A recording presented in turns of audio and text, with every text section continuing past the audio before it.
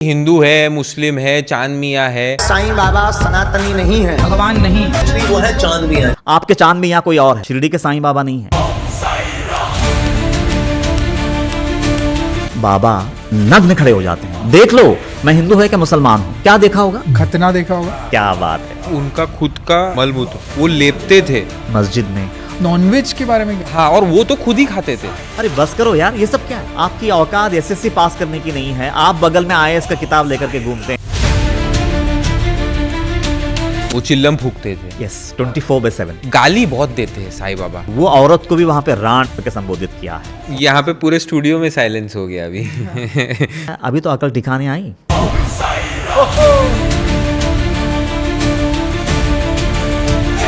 सत्य साईं बाबा की बात करें, अभी एक बच्चा भी है जिसको बोलते कि हाँ ये शायद साईं बाबा का रूप है। और हमारा ये जो सोसाइटी है ना इतना खतरनाक है ना, कल को कोई एक 8 साल का बच्चे को खड़ा कर देंगे, ये साईं बाबा का अवतार है। वो भ्रम को आज ही तोड़ देता हूँ। ये ग्रंथ ही वो 8 साल का बच्चा है। साईं बाबा सनातनी नहीं है।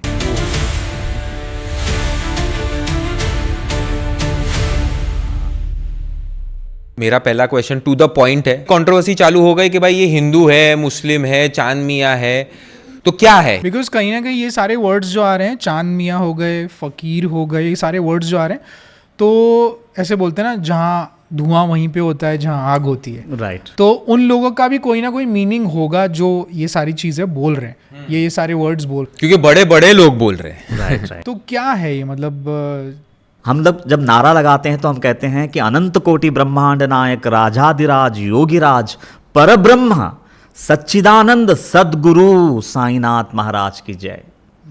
तो हम नारा में ही उनको अनंत कोटि ब्रह्मांड के नायक राजाधिराज परब्रह्म के अवतार सच्चिदानंद स्वरूप सद्गुरु कहते हैं। हम सद्गुरु करके हम संबोधित करते हैं। लेकिन हमने वो पहलू को जग के सामने लाया कहाँ? सबसे पहले चांद मियाँ।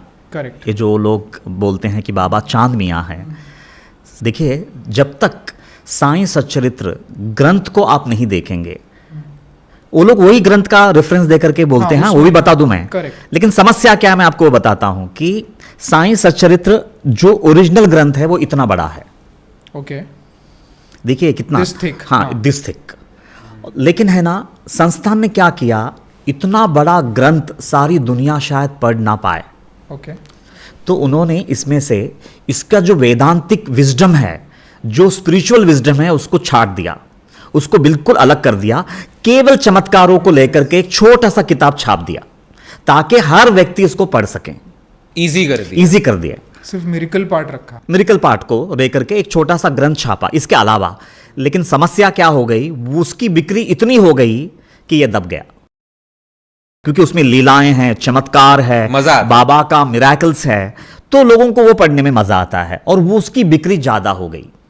और उसमें ना ये जितने भी सवाल ये लोग उठाते हैं कि देखो साईं सच्चरित्र में ही लिखा है कि बाबा यहां पे अल्लाह मालिक बोल रहे हैं, ये पन्ने पे ये ग्रंथ, वो छोटा ग्रंथ दिखाते हैं।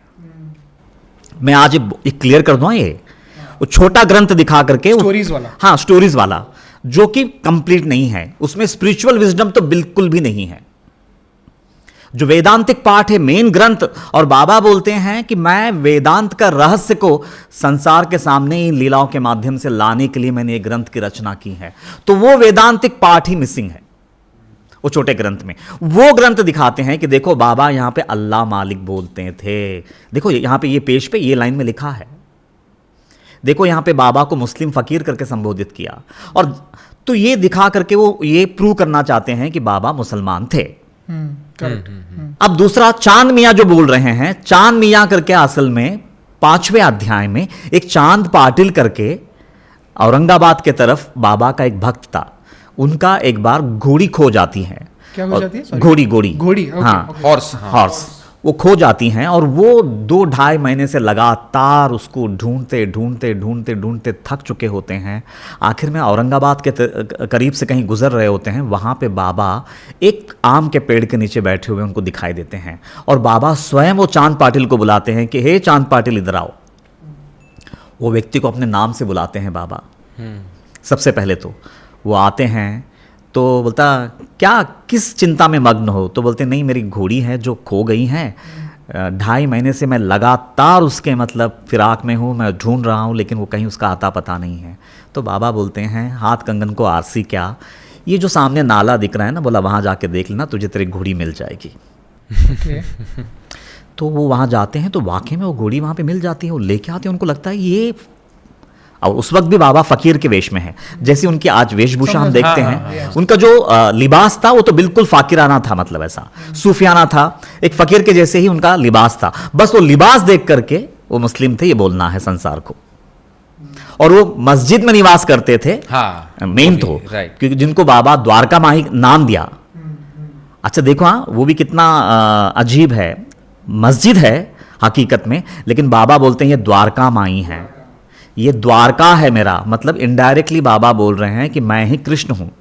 मतलब उनका नजरिया बहुत ऊंची थी, लेकिन हमने उनको बहुत निचले लेवल पे लाके खड़ा कर दिया।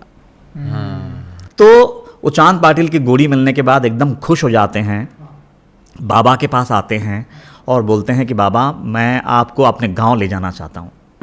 चांद पाटिल ने बोला। तो पूरे चरित्र में चांद पाटिल का जिक्र 5वें अध्याय में आता है, और कहीं पे भी चांद मियां, ये मियां वर्ड भी नहीं है। अब ये चांद मियां को ये लोग ने कहां से पैदा किया वो मालिक जाने। अच्छा, वो वर्ड का कोई एग्जिस्टेंस नहीं है चरित्र में, नहीं है। चांद मियां, चांद का ही सिर्फ चांद पाटिल करके, चांद पाटिल, वो भी पाटिल, वो भी पाटिल है, महाराष्ट्रन, हाँ। महाराष्ट्रन। वो छोटे वाले बुक में भी कुछ नहीं बताया ना, चांद पाटिल ही करके है वहाँ अच्छा, पर। उसमें कुछ चांद मियां करके नहीं ऐसा नहीं कुछ नहीं, भी अब नहीं। ये नैरेटिव किसने पैदा किया, क्यों पैदा किया, उसमें उनका क्या फायदा है, वो लोग जाने, मतलब ऐसा। तो सबसे पहले ये क्लियर कर दूं, मैं बार बार बोल रहा हूं कि साइंस सच्चरित्र अगर आपको वाकई में पढ़ना है तो प्लीज मेहरबानी करके वो छोटी वाली ग्रंथ मत पढ़िए। तो ये क्यों अल्लाह मालिक? अच्छा देखिए, हाँ अल्लाह मालिक बाबा का जबान पे हमेशा रहता था, ऐसा लिखा भी है। उनका अवतार ही इसलिए हुआ कि ये संसार में जितने भी धर्म के नाम पे कट्टरता है ना, उसको खत्म करना चाहते थे। इसीलिए तो द्वारका माई में रहते हुए मस्जिद का लिबास पहनने के बावजूद भी अग्नि को वहां पे धुनी रमा के बैठे। ये हिंदुओं के बिल्कुल मतलब जो अग्नि पूजा जिसको कहते हैं, एक तरफ द्वारका माई बोल रहे हैं, एक तरफ वो मस्जिद है लेकिन अग्नि है, एक तरफ वो मस्जिद है लेकिन घंटा बांध के रखे थे उसी मस्जिद में। तो वो मस्जिद के अंदर उन्होंने आग अभी भी है ना। अच्छा, आज भी धुनी है, मतलब आग है। धुनी जल रही है, आज भी जल रही अच्छा, है। आज भी जल रही है, आज भी जल और रही है। घंटा भी है। हाँ घंटा भी है। और दूसरा तुलसी वृंदावन है। तो ये क्यों रखा उन्होंने, मिक्स, क्या बताना चाहते थे? आप वो पॉइंट ही मिस कर गए। देयर इज नो रिलीजन, वो ये नो रिलीजन, वो ये बताना चाहते थे अगर मैं हूं तो मैं सभी रिलीजन्स का हूं, और यदि मैं नहीं हूं तो मैं किसी का नहीं। ये मूलभूत सिद्धांत है। और रामनवमी का अगर उत्सव आता था तो, और अगर उसी समय अगर मुहर्रम का भी उत्सव आता था तो मुहर्रम और रामनवमी दोनों को उतनी ही शिद्दत से मनाते थे, दोनों उत्सवों को।